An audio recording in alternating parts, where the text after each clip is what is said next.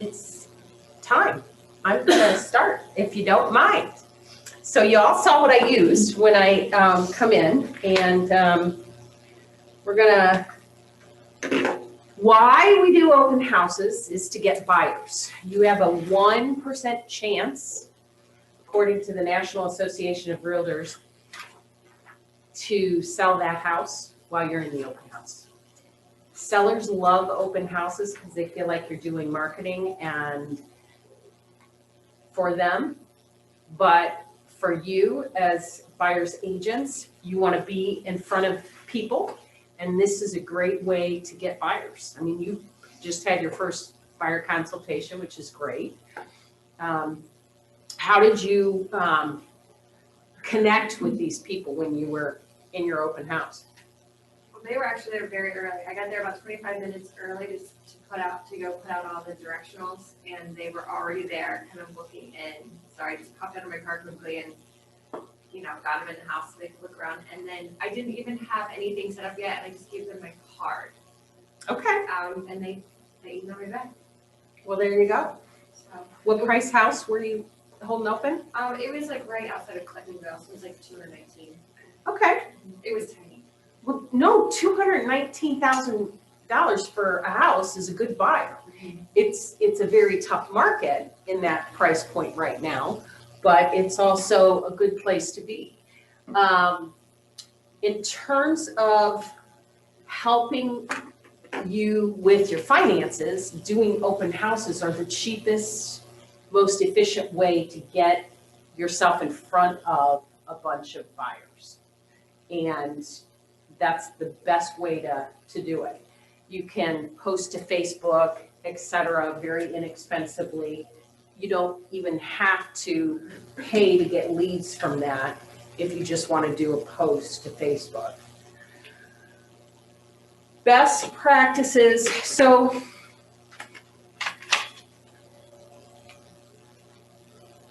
the way I choose an open house, for me personally, is I like to contact the people within our office to find out who has something coming up.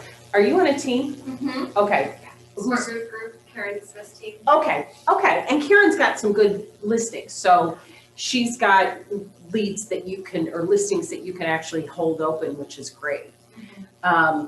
But if I were to, this weekend, I'm planning on doing an open house, and I want to escape out of this. I want to show you how I go about finding an open house. Now, this is going to be my open house for this weekend. It's a brand new listing. It's $239,000. So Lisa, if you were to go online and look for open houses, you could easily go to office listings and choose from those listings. Let's say I have one and I can't do it, I can contact you. You can also post on the intranet here and ask people if they want to host it open. But for me, an open house is I want to choose the neighborhoods that I want to work in, and I want to choose the price point that I want to work in. So last weekend, when I wanted to stay close to home, I went online and I looked up houses in New Albany that our office had listed. And you can easily do that within this office listing search. So through the MLS, and I have these, you can easily find these on your menu bar, but I saved mine so it shows up on the top. So like this weekend, I'm going to hold open Renee's new listing. It's brand new, and it should be showing up here somewhere. Here it is, right here.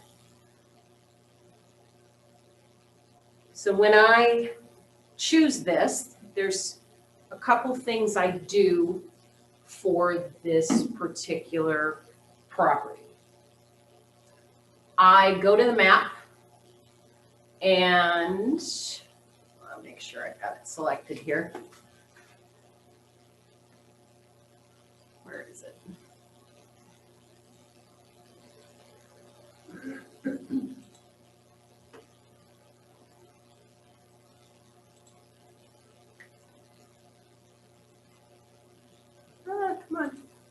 So I go to my map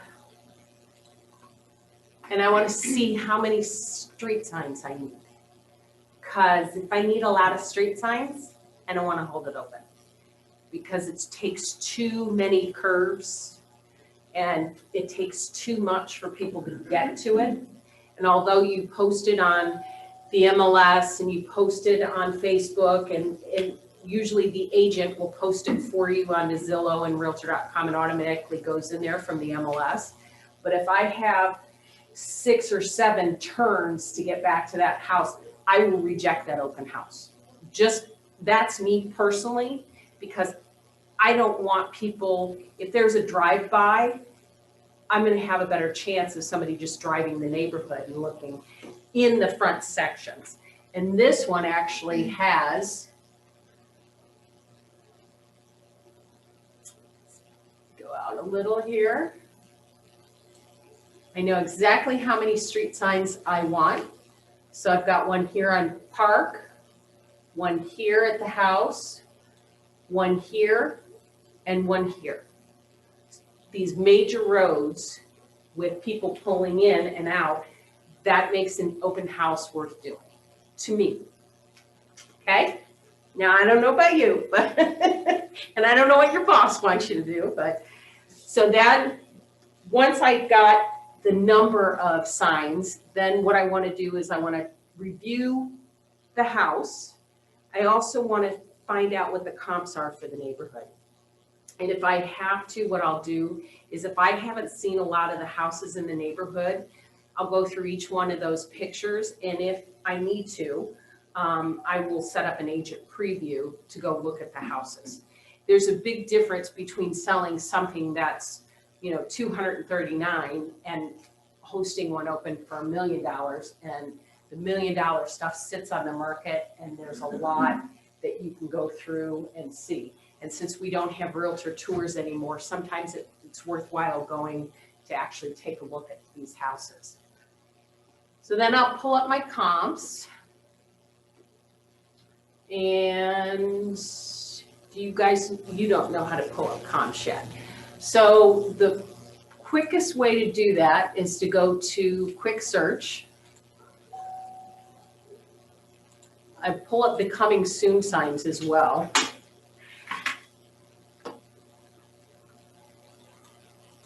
Don't mean to turn my back on you, Lisa, but I can't do this any other way. I tend to shorten my dates down to about the past 4 months. Let's see, June.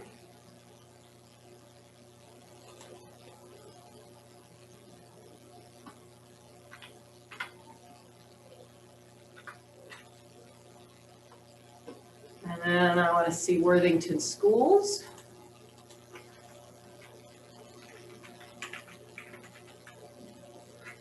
And then I want my price point. Oops.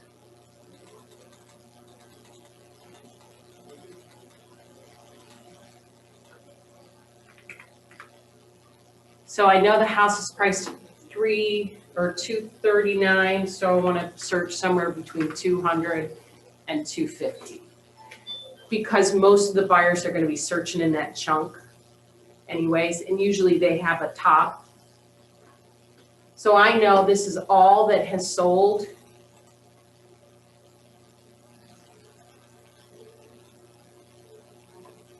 And we've got some new ones that are competing with us. But as you can see, there's only 5 houses or 6. 6 houses currently on the market in Worthington schools below 250. You've got a pretty good chance that there's going to be a lot of buyers at that open house because they're not, you know, they're going to go out and search. You can see from there, then I like to do my CMA. And I'll usually print this and have it with me so that I can tell them about other houses if that one doesn't work. This is a, you know, one of the 3-story tri-levels. So if it doesn't, work for them and they're looking for a ranch, I can say, oh, I know of a ranch in Worthington Schools or whatever. You look like the expert when you know. I tell them the number of days on market, which is 11. And then I have this in case somebody is looking for what the average price per square foot is. It also works for neighbors. If a neighbor comes in, which a lot of neighbors will, because they want to see what the house looks like and they may be thinking about selling. So that's why this is important, because then you can see what street they live on, and if they're around the corner, you know they're around the corner, and you can say, oh, are you guys thinking about selling? You never know, you can pick up a listing just by being at that open house as well. So from there, once I've got all that printed out, then I print out the MLS sheets, but I do a PDF of it, and then I put my name on the bottom of it so that they can take the MLS sheet, the buyer sheet. And that's just for me personally, that's how I do it. You can hand them a card, you can tell them to capture their email, ask for, oh, well, I didn't bring anything with me, let me have your email and I'll email you the fact sheet. There's that way to do it as well. So once I've gotten all that done and printed and ready to go,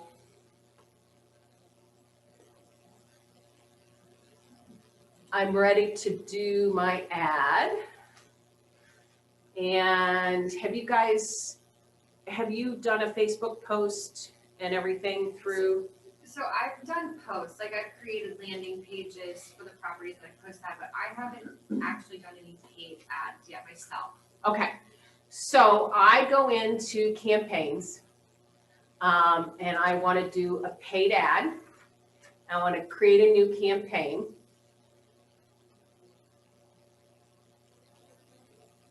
Maybe I do.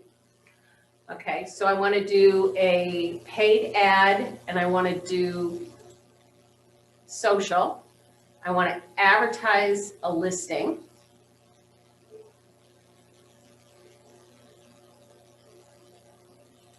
Hello. Oh, forgot to name my goal. Open house at 7777.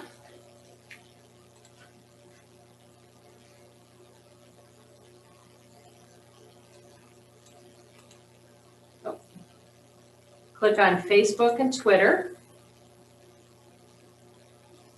Oh, Instagram, sorry. Set up campaign. These are my two listings right now, but I'm going to search everywhere, 777. And you have to go over here to all listings. And here it is right here. So I'm going to select this one.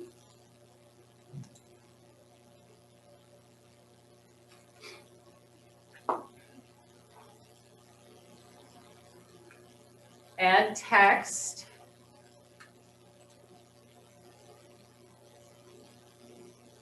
Oh, this is cute. Don't miss this beautiful, desirable home in Worthington. Headline. Open house.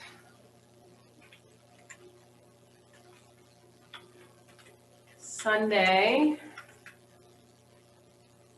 11/23. What's the date on Sunday?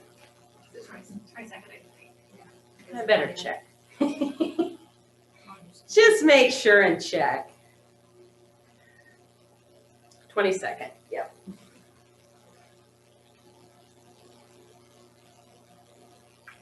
'22.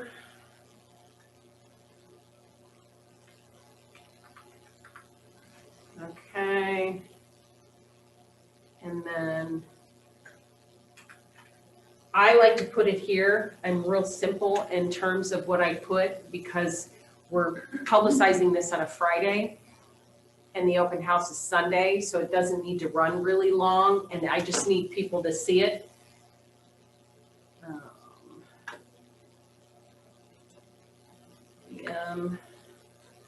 3 p.m.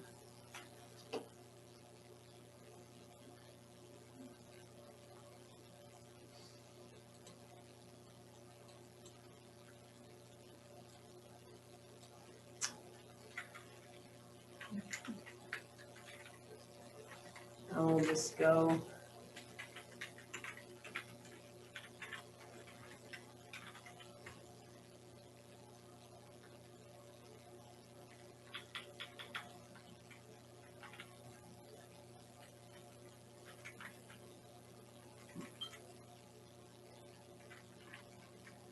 Type something cute.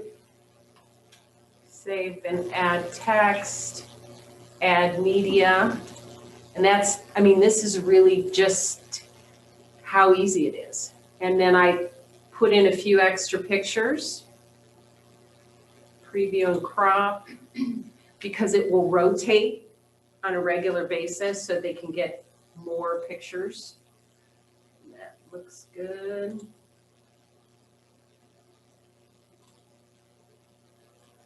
And we'll do the kitchen.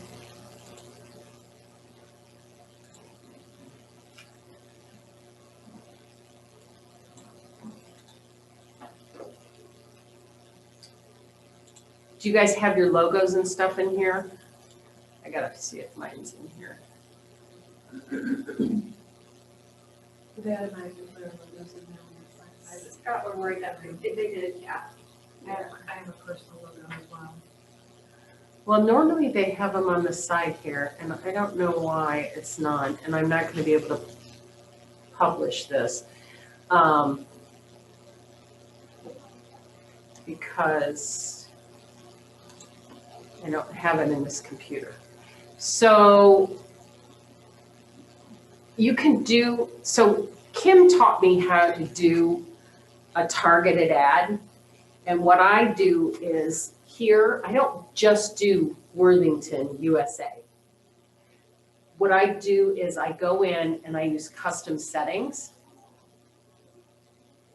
And I add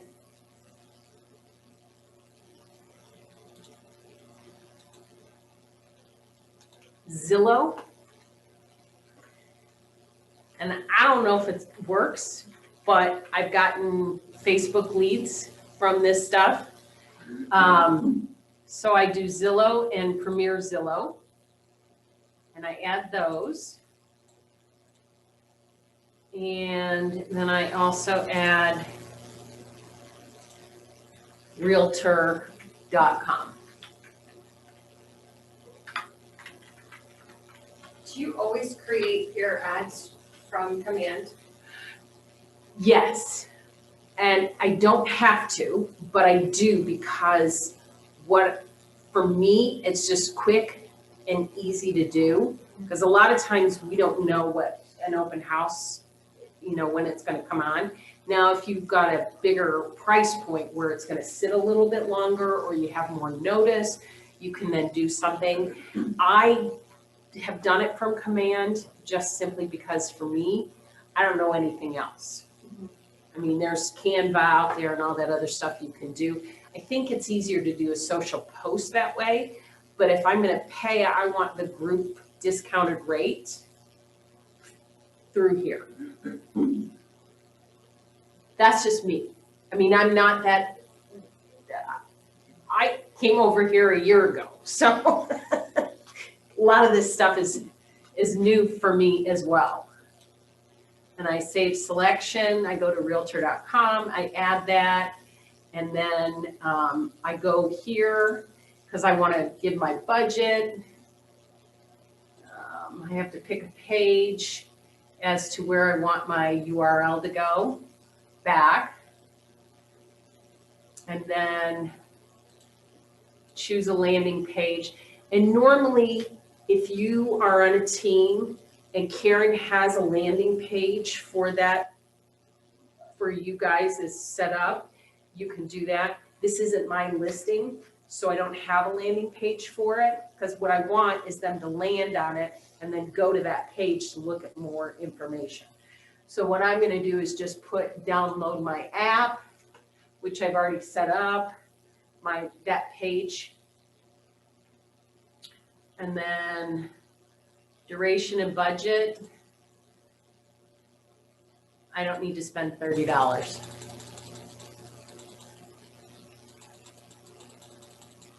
Because I want to do it from today, which they won't let you, so it'll go tomorrow, and then to the 22nd, because this is for the open house. And you can take it down as low as you want, and you can see what you're spending. So for $6, $7, $10, I've got an ad posted and I'm paying for it. And I still have to add my logo, which I'm gonna have to save this as a draft before I publish it. And that's done.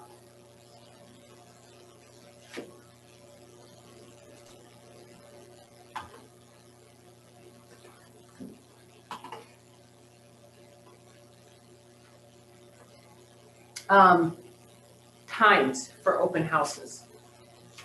I personally like to do them in the winter on Sundays, 1 to 3. I know people like Saturday open houses as well.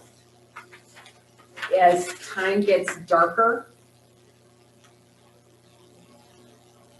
you can, I think 1 to 3 right now is easier, because then you're done. And if you have to go show houses afterwards, you can. There have been times where I've done them on Thursday evenings. Sometimes just thinking outside of the box at different times. If you, food at open houses is also kind of a tricky challenge. You can do it, like on Thursdays, you may, have wine or cheese or something like that. Obviously you've got to portion smaller sizes. It just depends on the price of the house too. I know agents who bring cookies. I've done cookies in the past. Don't do chocolate chip cookies with little kids and white furniture, because you're the one who's going to be cleaning it up. So that is a thought. Water bottles, just something nice for somebody to grab if they want. You can always have fresh coffee and pastries or something like that if you so choose to. I've been to open houses where it's only realtors, and it's a realtor event, so that it's just realtors and wine and beer or whatever, and sometimes they do lunches at them. I don't know if you've been to the realtor meetings because everything sort of shut down. But when those come back, just simply having the realtors come through sometimes helps as well, especially in the higher end New Albany houses. In terms of, so we've talked about time. What happens the day, couple of days before, you can also contact sellers around the neighborhood and invite them to the open house. You can sometimes choose to show up and say, hey, it's an exclusive showing between 12:30 and 1 for you, and then we open it up to buyers afterwards. COVID has made things a little bit restrictive in terms of how many people you can have in the house. It's sometimes you feel more like a traffic cop directing people. Okay, you go over here, you go up here. I don't know, does Karen have booty boxes and things like that already at the house? For the properties she has listed, but pretty much every house I've done an open house and there is booties. A couple times we ran out though. So. Yeah. So I always like to bring a little extra. Yeah. Just in case. I also like to bring my own hand sanitizer and my own wipes, because you never know whether they're gonna be out, just for safety reasons. Masks required. I don't bring masks. Most people know they have to wear one when they come in. As far as getting people in the door, you know, you saw my little forms, I hand it to them at the door. I try and meet them at the door if I'm available. If I'm talking to somebody, then it's a little bit more challenging to meet everybody, but I make sure that they fill out the form. If not, I hand it to them while they're in the kitchen. And I say, there's more information in the kitchen when you come into the kitchen, and then I give them the flyers when they come in. As far as what time I arrive, I like to arrive, 15 to 20 minutes to turn on lights. So that means putting up signs. I'm usually there about 30 minutes early, which you can see that people do show up early, especially the lower price point houses. Anything below that 500 mark that sells really fast, a lot of people will show up early. So it's surprising, but they want to be the first ones in. So I go through the house, turn on all the lights, make sure everything's, doors are open as well, so that people don't touch as much anymore. I make sure that, the back door is unlocked and lights are on, etc. A lot of the homeowners will do that for you prior to you showing up. You just have to kind of communicate that with the agent that has the listing. And if it's your listing, then you'll want to get over there a few minutes early. Then put out the sign. The other thing I like to do is when I hand them a sign-in sheet, I like to question them. That way I can talk to them, find out what they're looking for, find out how many houses they've seen, find out who they're working with. I want to know if they have an agent, because a lot of times they may not say they have an agent, and then you end up wasting a lot of your time. So there's an acronym that we learned a long time ago, and it's called LP Mama. And I don't know if you know this or not, Leah, but it's location, price, money, mortgage. Ask them, are you paying cash for the house, or do you need to get a mortgage?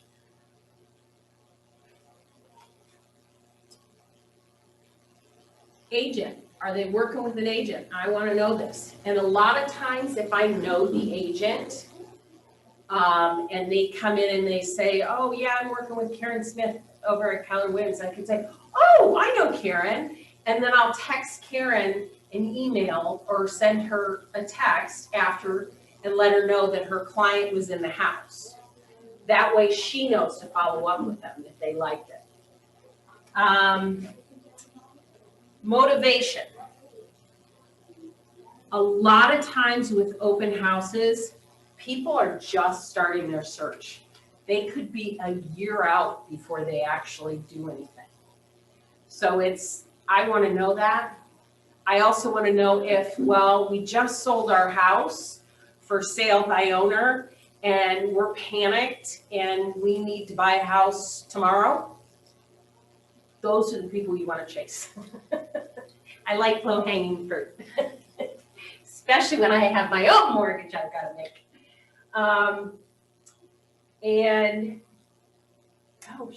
The appointment. I almost forgot what it was. Best thing to do in an open house with a buyer that you know is set another appointment. You know they want to buy, so set it that right then. Say, hey, let me see if I can get us in this house down the street. And if it's vacant, you can get in. That's a great way to kind of solidify with somebody that you know what you're doing and you also know the market. But you can always set the next appointment for the following day. So during the open house, besides asking questions and trying to get more information and just building that bond immediately, it's cheap. Open houses are cheap. And I've had open houses where you've had 50 people through there, and it gets a little crazy and it gets really hard sometimes to talk to people. I've had open houses, I had one last week where nobody showed up. But it was a blustery day. And it just depends. The other thing that I do, and this is me personally, I will not go in a basement while I'm in the open house with anybody because safety is critical. And I've had a situation where I was doing an open house. I had a gentleman come in. It was like right at the end of the open house because you've got the rider on them, they know when it is. And luckily somebody else was in the house because the guy came in and I was talking to him about the house and he said, well, is there a basement? And I said, yeah, there's a basement right there. He goes, well, show me the basement. And I said, no. I said, you can go down the basement if you'd like. Luckily, somebody else was in the house with me, but he wouldn't leave. And he kept asking about the basement. So I won't go in basements. I make sure I don't park in the driveway because I don't want to be trapped. I make sure I know exactly where my exits are and entrances, etc., so that I can get out if I need to. There've only been 2 situations where I felt uncomfortable doing an open house. But I also don't pick an open house in the middle of the woods. That's me personally. Yeah. But make sure you've got a backup plan. Make sure you've got somebody you can call and make sure your family knows where you are during that open house. Thank God Life 360 came in. What? Life 360. What's that? It's an app. Do you have it for your kids? You can track them. Life 360 is an app that you share with your family so they can see where you are. And, it's kind of a nice little security feature for me. That's me personally. We're just wiping through this pretty quick. And I'm sure I'm missing something on this, so I better go back to. Let me ask a question. Yes, So ma'am. when you were going through and you were, when you put your ads in, Uh-huh. what does the different pricing do for you? Is that more exposure? What does the different pricing do? It's just more exposure. They run it more times. Okay. Yeah, I don't spend a ton of money on Facebook because I'm really clueless when it comes to Facebook and how the algorithms work and everything. And that's something that I've got to get better at. I'm not a social media diva. What is his name? He used to work on the Millennial Group. There are agents here who are better at Facebook than I am. I can just.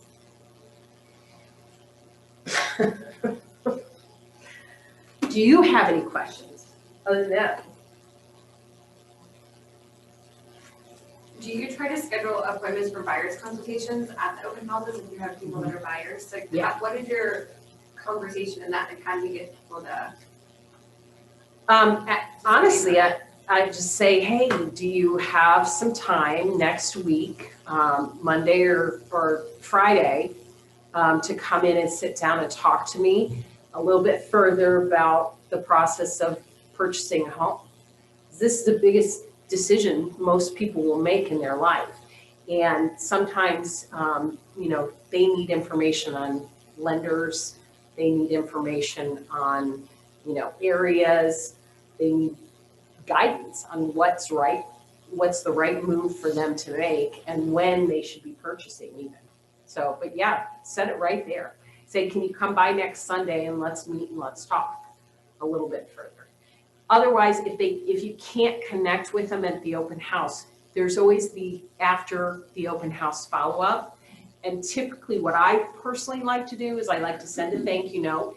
If I've got their address, I like to follow up with a phone call or a text message or even an email. If I only get an email address, then I usually send, hey, thanks for stopping out at the open house. Is there anything further I can do to help in your home search? I don't step on anybody, I don't contact anybody who has an agent. Yeah. That's why I personally like to know that. And I contact the agent and then I say, hey, your client, Bob and Julie were in at my open house. Can you see if they're interested in the house? And price point makes a big difference as to where you spend your time and your follow-up. So after the open house, yeah, that's really what I do is follow up, text. I try and get an appointment with them there, but if I can't, yeah. I also bring with me, most buyers will ask you what the taxes are, what the square footage is, what the price is, obviously, any HOA fees and dues. So I will print off both the agent-to-agent remarks, so I know if there's a deadline or any kind of information that I can provide for them. Sometimes I will print out the RPD if I don't know the agent already does it. So for me, if there's no RPD in the house, I want to know if there's some problems with it. I also print off the plot map if I'm going out to a house that's like got an irregular lot or some of that. And you can get that right off the Franklin County website or any of the other auditor websites. When I'm done with my open house, I turn off the lights, I lock the doors, I make sure all the doors are locked. The one though I'm real careful about is that garage service door, because most sellers use their garage doors to come in and out of, so I don't typically lock that. And then I wipe everything down. I go through with my wipes and wipe off the lights and wipe off the door handles and wipe off the stair railings. Just since COVID, I mean, things have changed a little since then, since before.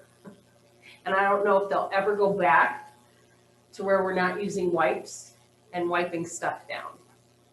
I have a question. Yes. Did you say that you take the residential property disclosure with you as well? Yes. Okay. Yeah. Just in case there's questions, I mean, I've had some weird questions or people have said, oh, the roof looks a little old. Do you know how old it is? Or there's a stain above in this right corner. Is there a problem? People ask some of the weirdest questions during open houses. Yeah, people ask about the builder and you don't always know that information. Right. Now, sometimes you can find that on the RPR in the MLS. And I go to, let's pull this up. I don't know if this one will go back as far, but let me see. 7,200.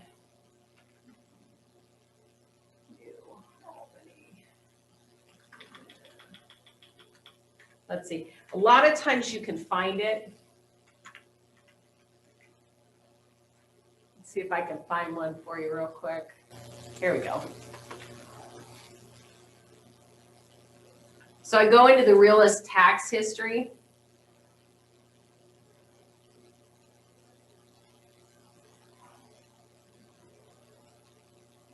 And I can see it was M.I. Schottenstein Homes. So it was M.I. that built the house.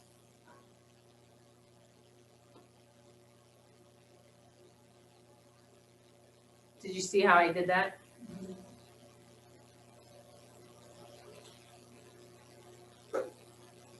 There's a lot of information you can find out in here. And sometimes on the auditor's website, you can see when permits were pulled. So you Okay. can get an idea, let's say they added a deck or they added a garage, you can find that information out as well.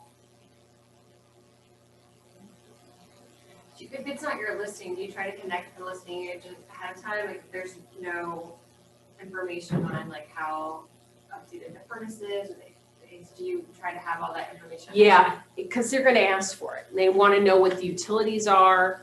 A lot of times, especially in that lower end price point, they'll ask just because it's part of their budget. I mean, and they will ask you that even when you're out showing properties. Yeah.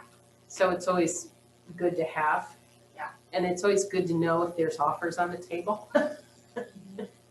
And when the deadline is to submit an offer, because if you connect with a buyer there and they want to write it on that house, you want to know. It doesn't happen often, but when the stars align, you can definitely. I sold Rings Road, 7040 Rings Road from an open house. And they were a cash buyer. I know, I was like, blessings, thank you. So it does happen. But that's pretty much it. Those are my tips and tricks. And don't forget to pick up your signs. You can set up signs early in certain communities. You can set them up or in the morning at like, 10 o'clock or 11 o'clock if you're so inclined to do that. But you just know you may cause problems if there's no open time on it, because people will show up at the house and they've been known to knock on the door and talk to the owner.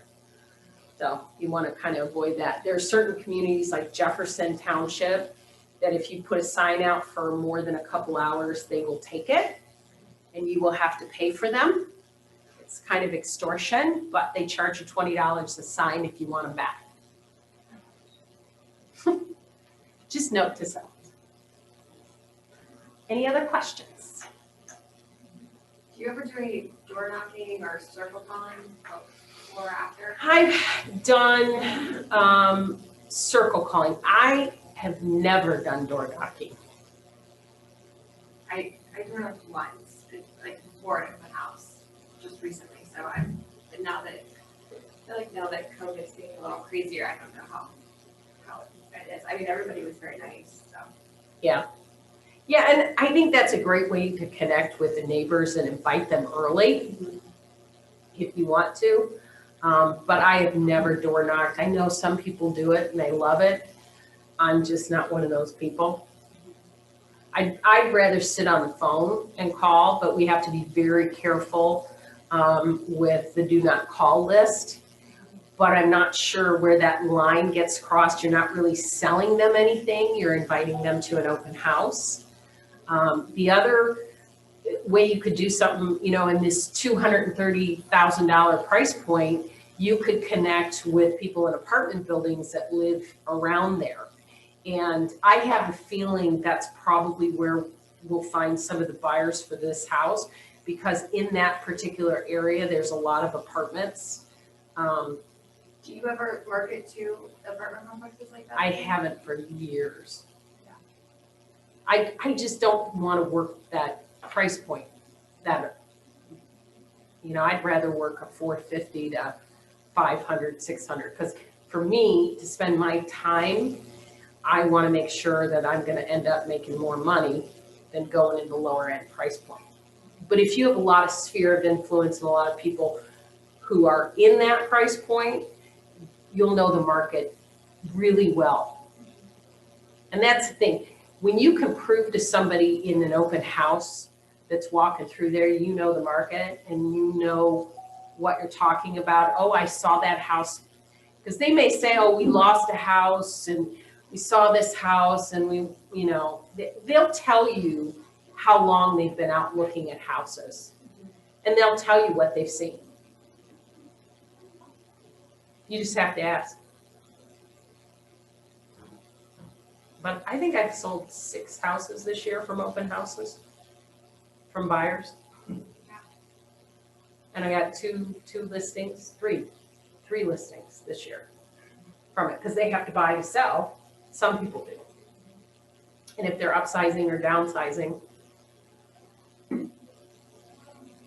Any questions? Does that cover it for you? I hope I covered everything.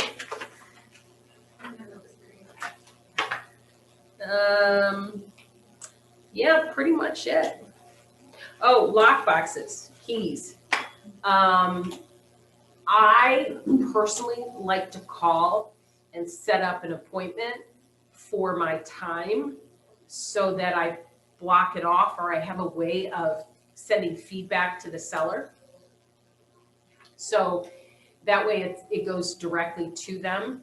Other times, if I've had a lot of people through, I send an email to the listing agent. And if it's my sellers, I do that as, an email.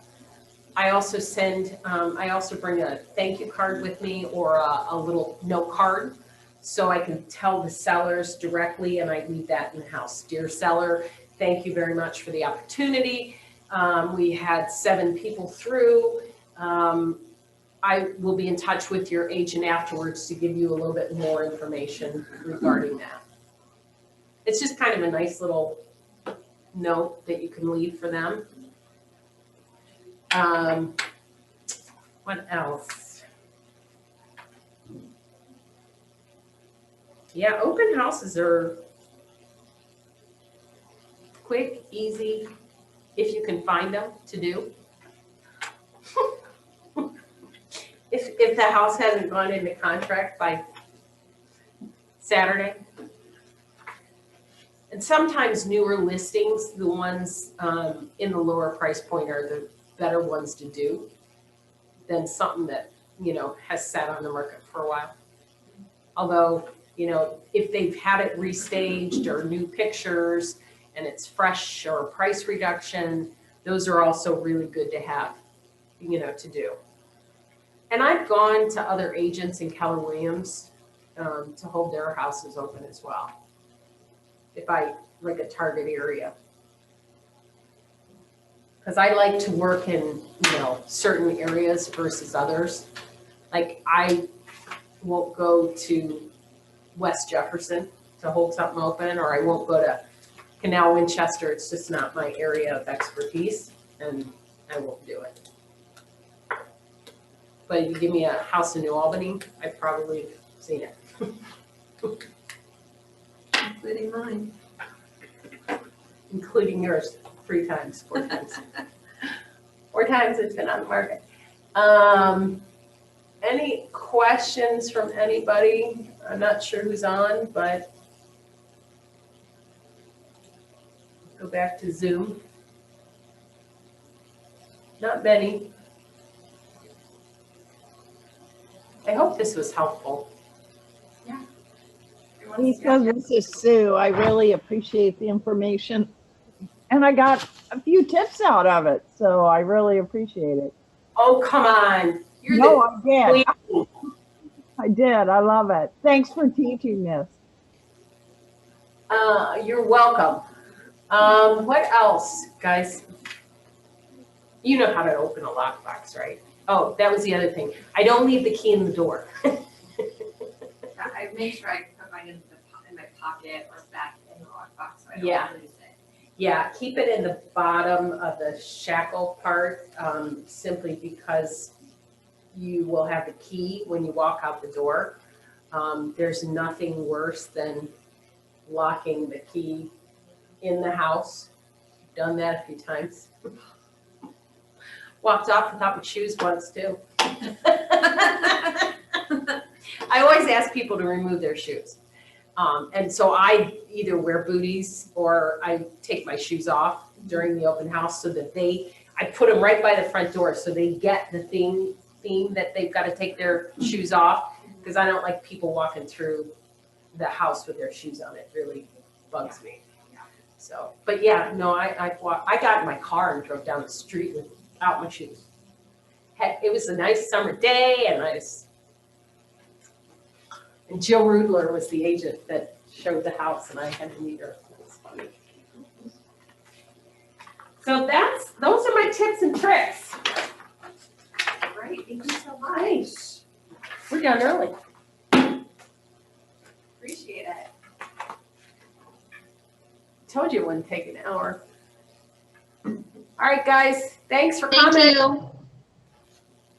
I'm gonna check out here. I don't know how to do that.